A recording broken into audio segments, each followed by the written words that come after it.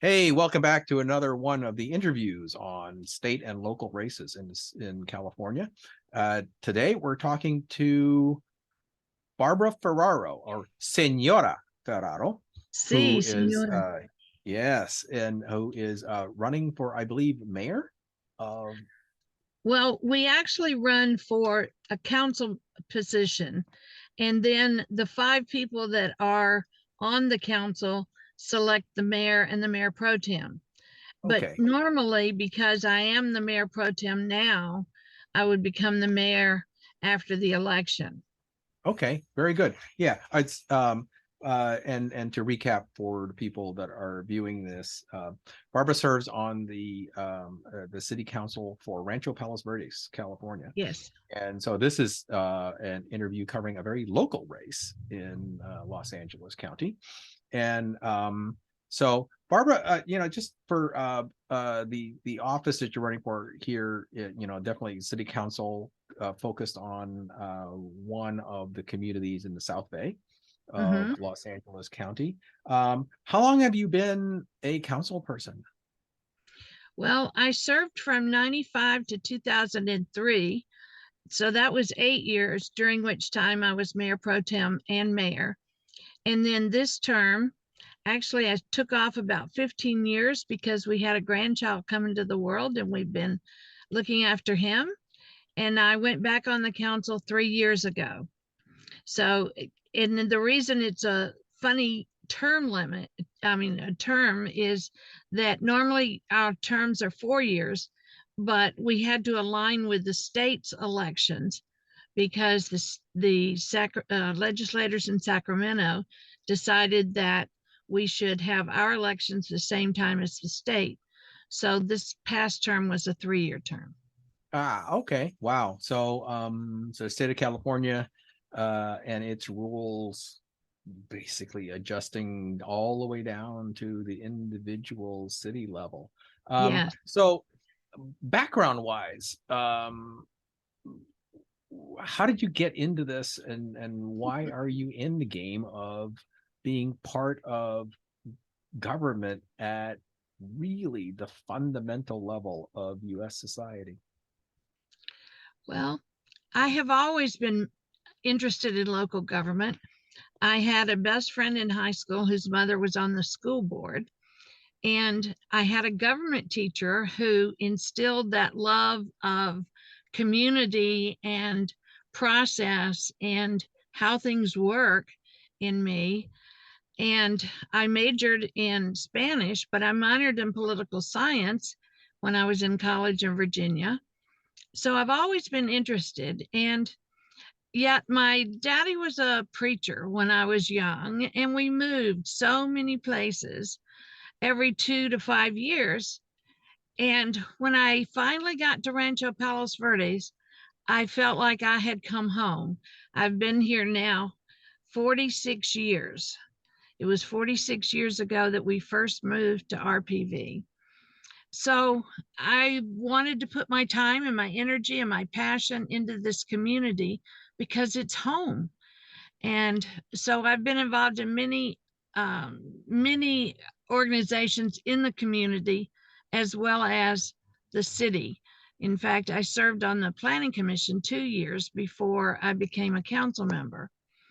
And my husband and I have hosted students, foreign exchange students from Japan and France and Spain and Serbia.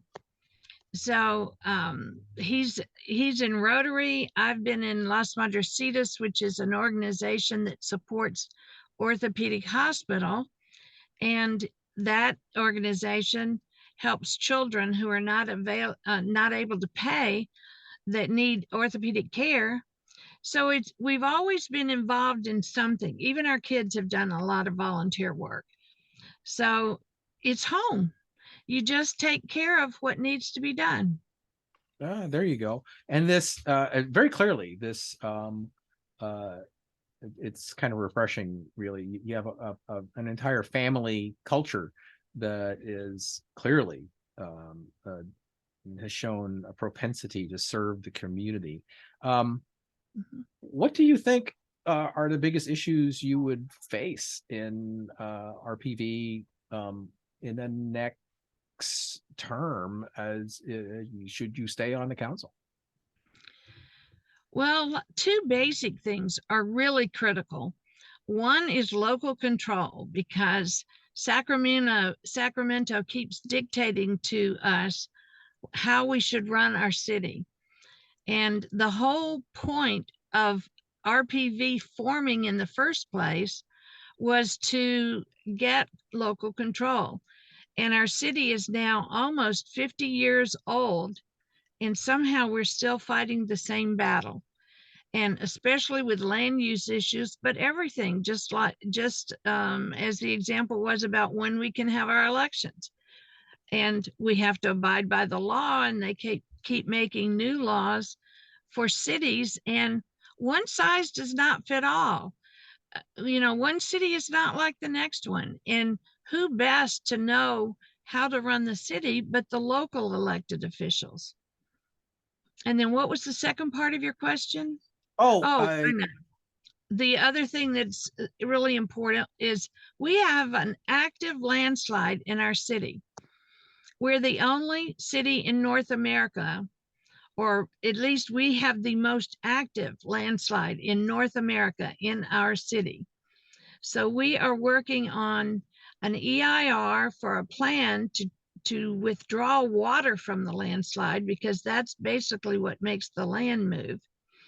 And also we are working with local government, the county, we're working with state and federal government to hopefully be able to fund, because as you can imagine, this is an enormous project, probably in the neighborhood of 50 million, that our city simply can't fund on its own. And yet this is a critical area, because it links San Pedro to Redondo Beach through our city. So those are the two biggest things I'll be working on if I'm to go back on the council. Okay, very good. Well, very interesting issues indeed, and I am aware of the infamous slide and the little fence that keeps moving further and further inland every year. That do not walk beyond this point unless you want to die.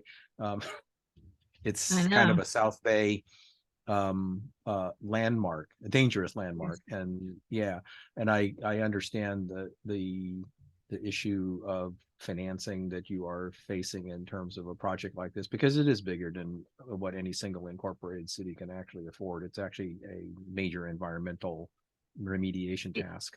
It is. What's your let me just say this: when you mention environmental, there is a above ground sewer pipe that runs along there, and were this area to fail and the street go into the ocean, not only will the road go into the ocean, but the sewer pipe will. And talk about an environmental catastrophe. That will be terrible if that were to happen. Yeah. Between the two issues that you pointed out, from the point of view of running your city, which you're currently a part of and are looking to continue to be a part of, which is the bigger thing that you think the residents of Rancho Palos Verdes face? Local control issues, or the infamous crack in the world? Well, I don't know which to say is more important. They are both so important. The local control issue is largely about land use, because we were founded, as I mentioned before, 50 years ago, because the county was going to allow development all along the cliffs, and we were going to look like the beach cities of Redondo, Hermosa, and Manhattan Beach, with condos all the way along. It would have increased density. It would have blocked views. And what people really care about here is lower density, open spaces, and our gorgeous views of the ocean, of the city lights, and of Catalina. And it's important to protect those because this is the way of life, the lifestyle that the residents of RPV want. So it's critical. Both of these issues are critical. One is a safety issue and the other is the quality of life. And we want to keep the quality of life the way we have it. In fact, in the 50 years, we had about 40,000 residents in 50 years ago, and we have about 43,000 now. So we've been able to manage that density component pretty well over the 50 years. And I think the quality of life is really important now. Um, so here's a philosophical question for you Sure. along those lines. As you know, Southern California and Los Angeles County in particular is a tapestry of little cities like this that all kind of face the same kinds of local control and local destiny issues that are impacted by not just county but or state, but even federal designs upon which Yes. to restructure, as they call social engineering of regions on a massive scale. So from RPV standpoint, do you see your city as any different than the other cities in LA County that are also facing these kinds of impositions of control issues? And have you talked to any of those cities over the years about what they have to face and how things work out? Oh yes, we interact with other city officials quite regularly. The Contract Cities organization um, gets the heads of the councils together quite regularly.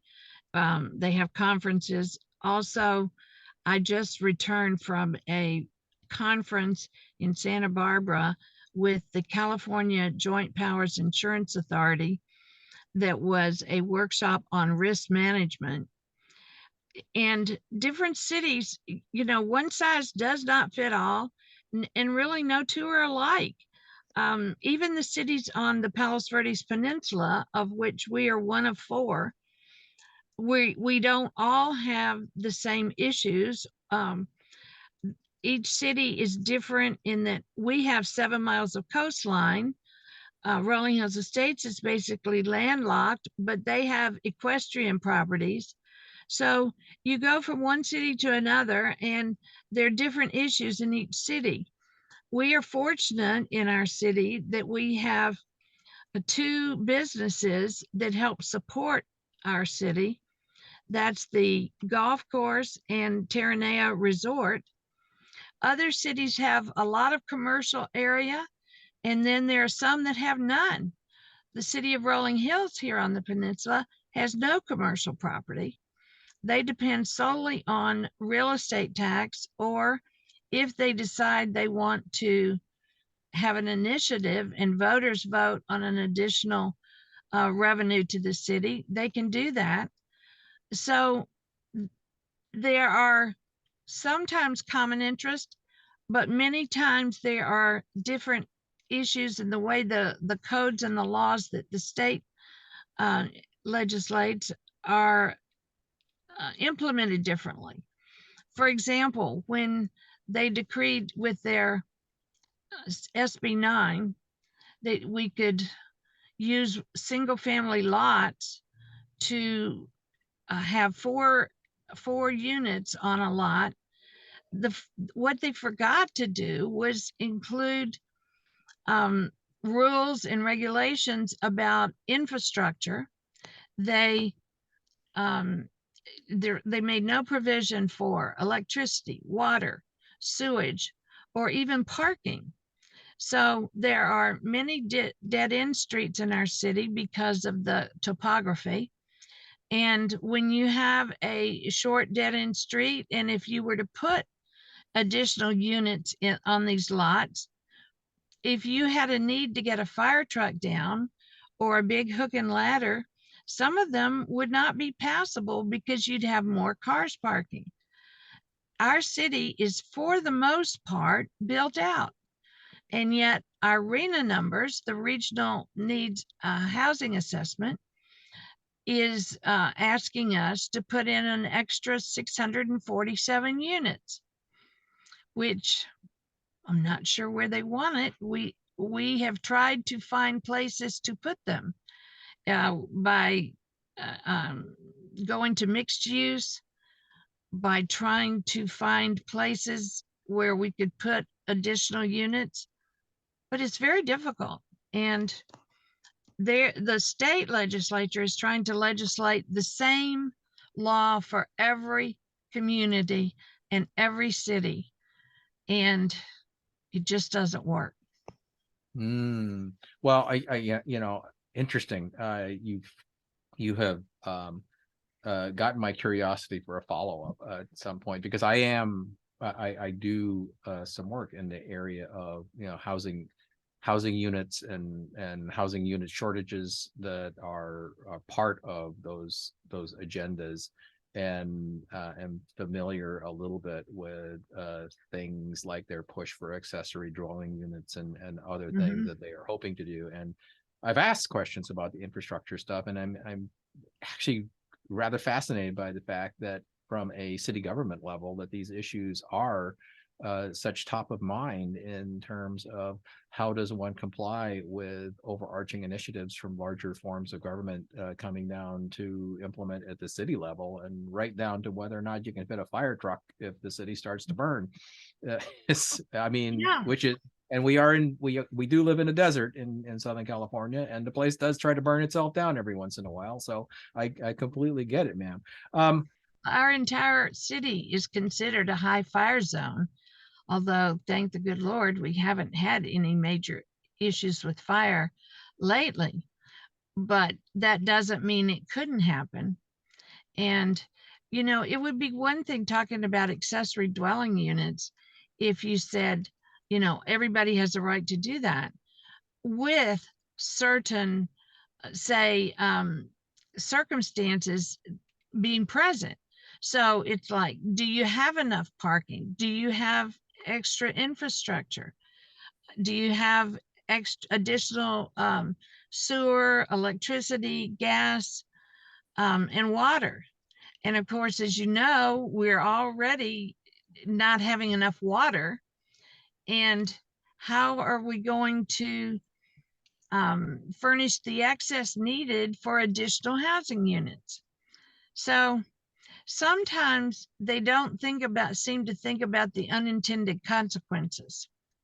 I understand why they want to increase the amount of housing, but it has to be done in a common sense way.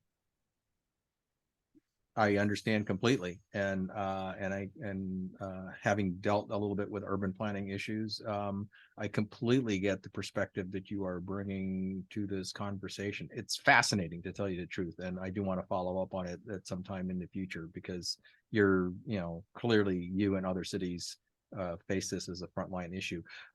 Couple of last questions. Sure.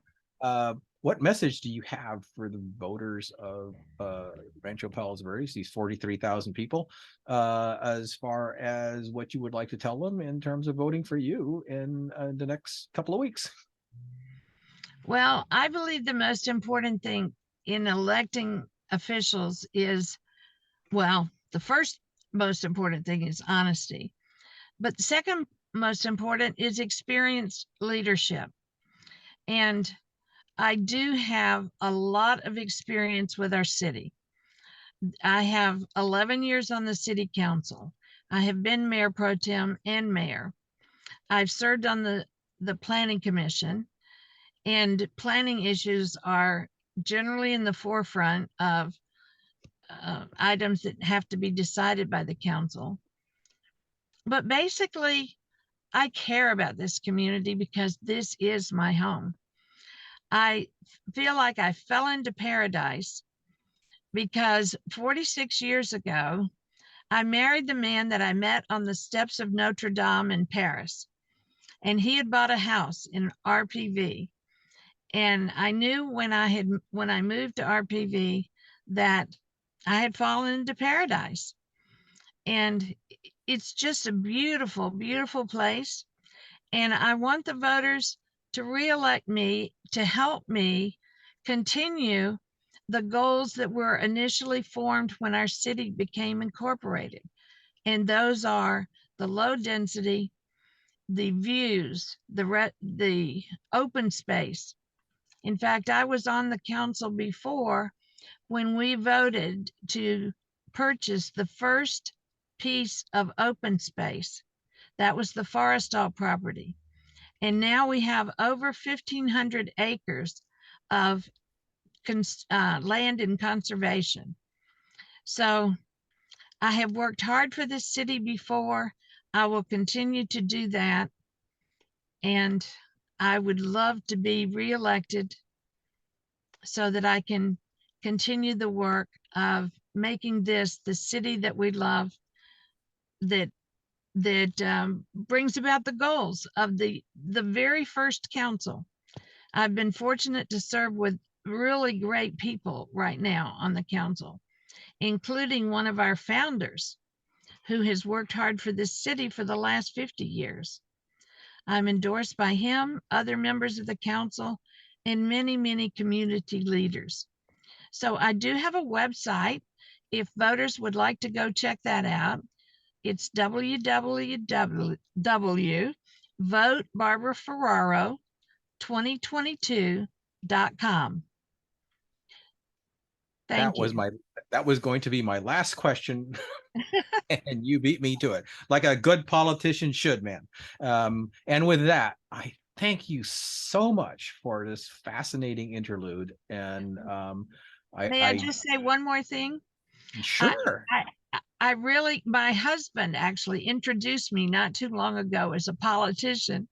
And I said, I like to think of it as public service, and I'm a public servant because that's Um, what I've always been.